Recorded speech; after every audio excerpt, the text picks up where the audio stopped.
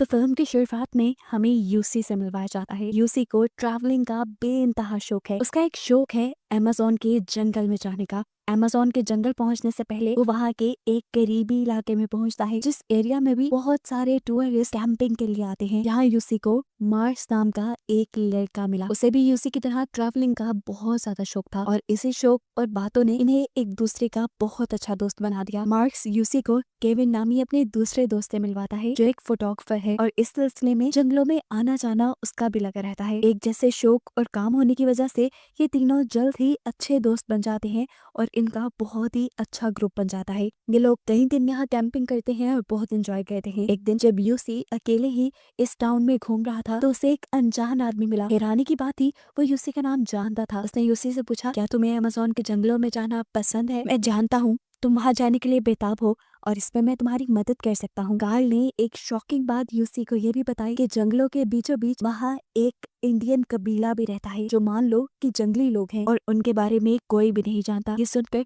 UC और भी ज्यादा एक्साइटेड हो गया, क्योंकि उसे जंगलियों से मिलने का बहुत ज्यादा शौक था। ये कार्ल नामी आदमी यूसी से कहता है कि अगर तुम उनसे मिलना चाहते हो या वहाँ जाना चाहते हो तो मैं तुम्हारी मदद कर सकता हूँ। यूसी, जिसे एडवेंचर्स का बेइंतहा शौक था, बिना ये सोचे समझे कि कार्ल उसके साथ इतनी मेहरबानी क्यों कर रहा है। वो तो एक अनजान आदमी है और यूसी को कैसे जानता है। ये सब कुछ सोचे बगैर उसने कार्ल के साथ जाने का फैसला कर लिया और उससे भी बड़ी बात, उसने अपने दोनों दोस्तों को भी अपने साथ जाने पे राजी कर लिया। अगले दिन ये तीनों जाकर दोबारा कार्ल से मिलते हैं। कार्ल इस मर्तबा जंगल का मैप भी लेके आया था और जंगल का मैप दिखाते हुए वो बताता है कि इन्हें हाइकिंग करते हुए 3 से 4 दिन लग जाएंगे उस जगह पर जाने में जहाँ पर वो ट्राइब रहता है, वो जंगली लोग रहते हैं। और उससे पहले का सफर ये लोग एक प्लेन के जरिए करने वाले थे। अपने साथ सभी जरूरी सामान लेके ये लोग सफर शुरू कर देते हैं। सुबह का वक्त था जब ये लोग प्लेन के जरिए जंगल के करीब पहुंच गए। पूरा दिन इन्होंने जंगल में पैदल ही सफर किया और फिर रात होने पर कैंप लगाकर सो गए। आधी रात जब गुजरी तो इन सब की आंख किसी की जोरदार चिल्लाने की आवाज से खुली। पता चला कि ये मार्क्स की आवाज थी, जिसके सर पे किसी कीड़े ने काट लिया था। खैर, ये कीड़ा जहरीला नहीं था, इसीलिए बिना किसी दिक्कत के इन्होंने अगली सुबह अपना सफर दोबारा शुरू कर लिया। पूरा दिन ये सफर जारी रखते हैं और शाम होने पर यहाँ तेज बारिश शुरू हो जाती है। बारिश में भी इन्होंने अपना सफर शुरू रखा था, क्योंकि अगर ये रुक जाते तो शायद बीमार पड़ जाते। चलते चलते फाइनली अभी लोग एक ऐसी जगह पे पहुंचे थे जहाँ पे कुछ लोगों का बसेरा था। इन्हीं जहाँ कुछ लोग रहते थे, लेकिन ये जंगली लोग नहीं थे, ये तो आम इंसान थे और ये एक गांव की तरह की जगह थी। सभी लोगों ने इनका बहुत अच्छे से वेलकम किया। इनको खाने पीने का सामान देने के साथ साथ आराम करने की जगह भी दी और ये सब लोग उनके साथ अच्छी तरह घुल मिल गए, क्योंकि ये सब लोग कार्ल को पहले से ही जानते थे। यूसी और उसके साथियों को पता चला कि कार्ल यहाँ आता रहता है। खैर, अगले दिन ये लोग इस कबीले से भी बाहर निकल आते हैं और अपना सफर शुरू कर देते हैं। रास्ते में आज इनके सामने कार्ल ने एक बंदर का शिकार कर लिया था। यहाँ से किसी भी चीज का शिकार करना इलीगल था। ये लोग थोड़ा डरे, लेकिन कार्ल हंसने लगा और वहां से आगे बढ़ गया। ना चाहते हुए भी ये लोग पीछे पीछे चलते रहे और रात होने पे इन्होंने दोबारा कैंप लगा लिया। अगली सुबह इन लोगों को दोबारा सफर शुरू करना था। सफर करते हुए इस मर्तबा मार्ग से चला नहीं जा रहा था। उसके पाँव में जब शदीद दर्द शुरू हुआ और उसे चलने में भी मुश्किल हुई तो कार्ल ने उसके जूते उतार के देखे। मार्क्स के पाँव बिल्कुल जख्मी हो चुके थे और इन्हें ठीक होने में लगभग 4 दिन लगने वाले थे। कार्ल इन सबको मशवरा देता है कि हमें 4 दिन तक यहीं पर कैंप लगाकर रहना चाहिए, लेकिन यूसी और उसका दूसरा साथी, वो लोग बहुत ज्यादा एक्साइटेड थे जंगली लोगों को देखने के लिए। यूसी का दूसरा दोस्त, जो कि फोटोग्राफर था, उसे अपनी जर्नल में इन सारे एडवेंचर्स के बारे में लिखना था। वो किसी भी हाल में रुकने को तैयार नहीं था, इसीलिए ये लोग एक नया रास्ता ढूंढते हैं। यूसी मशवरा देता है कि हम एक बोट बनाते हैं और पानी के जरिए सफर शुरू कर देते हैं। कार्ल इसके हक में नहीं था, क्योंकि नदी का रास्ता बहुत ज्यादा खतरनाक था। यहाँ नदी का बहाव बहुत तेज है। लेकिन जब केविन और यूसी अपनी जिद पे अड़े रहे तो इन दोनों को भी मानना पड़ा, जिसके बाद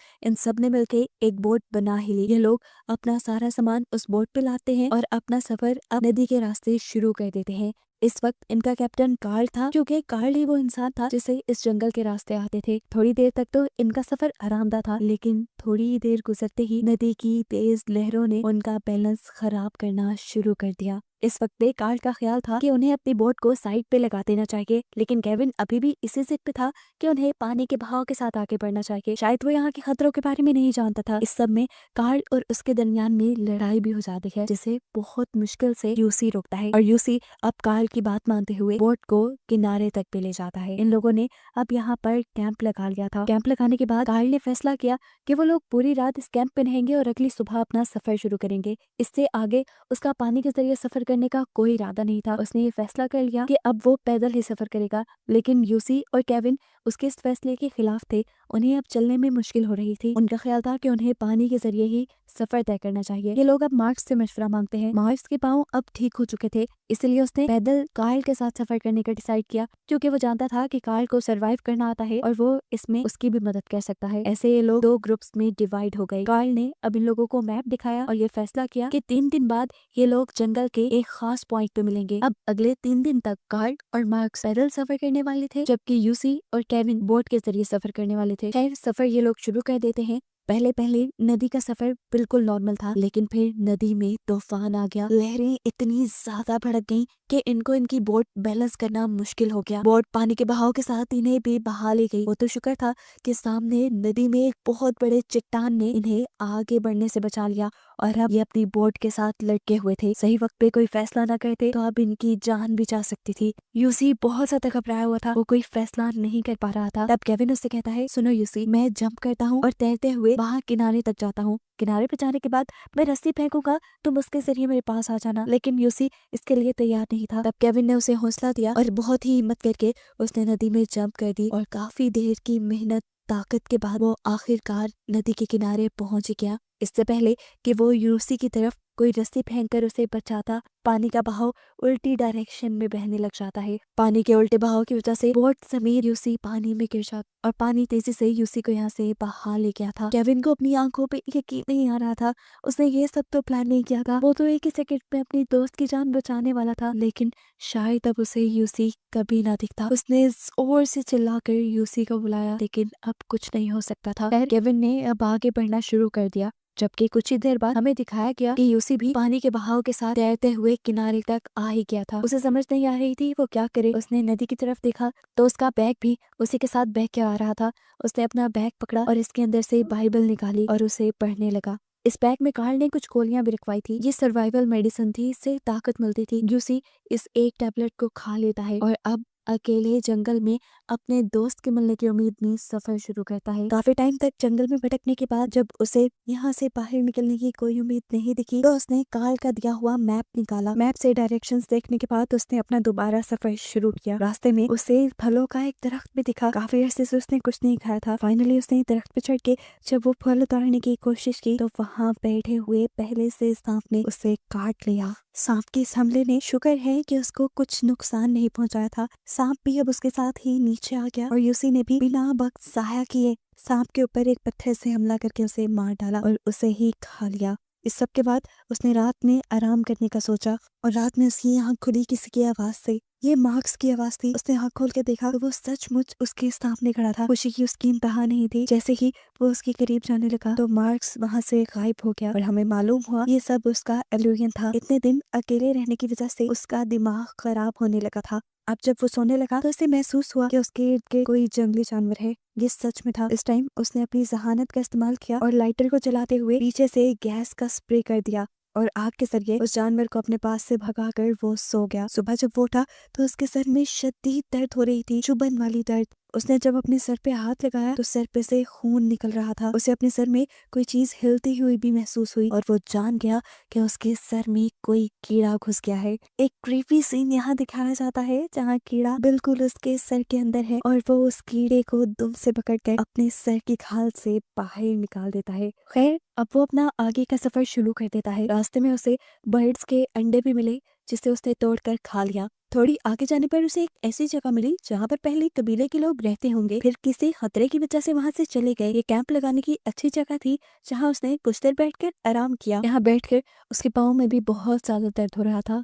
उसने जब जूते उतारे तो देखा उसके पाँव कटे पड़े थे, उसके पाँव से खून रिस रहा था। पैरों के दर्द की वजह से उसे रात यहीं गुजारनी पड़ी, लेकिन सुबह वो बहुत ही जुनून से उठा इस जंगल से बाहर निकलने के लिए। थोड़ी ही चलने पर उसे पैरों के निशान दिखाई थे और वो बहुत ज्यादा खुश हुआ। उसे लग रहा था कि ये मार्क्स के पैरों के निशान होंगे। उसके अंदर एक उम्मीद जागी कि अब वो अपने दोस्त के बहुत करीब है, लेकिन ऐसा नहीं था। सीन कट होकर अब हमें फाइनली केविन को दिखाया जाता है, जो बहकर नदी के किनारे पे आ चुका था और उसे यहाँ पर गांव वालों ने देखकर रेस्क्यू कर लिया। जैसे ही केविन की तबीयत थोड़ी बेहतर होती है, वो फौरन जाकर यहाँ के ऑफिसर से मिलता है और उससे मदद मांगता है यूसी के लिए, क्योंकि वो पानी में बह गया था। ऑफिसर भी केविन की बात मानते हुए यूसी को रेस्क्यू करने के लिए एक रेस्क्यू प्लेन जंगल में भेज देता है। यह यूसी जो अभी तक जंगलों में था, 14 दिन तक लगातार इस जंगल में रहने की वजह से उसकी दिमागी हालत अब खराब होने लगी थी। अचानक उसे ऊपर से प्लेन की आवाज भी सुनाई दी। उसके अंदर एक उम्मीद की किरण जागी और वो लाल कपड़ा लिए प्लेन को सिग्नल भी दे रहा था, लेकिन उसकी बदकिस्मती कि प्लेन वाले ना तो उसे देख पाए ना सुन पाए। यहाँ प्लेन ने आकर रिपोर्ट दी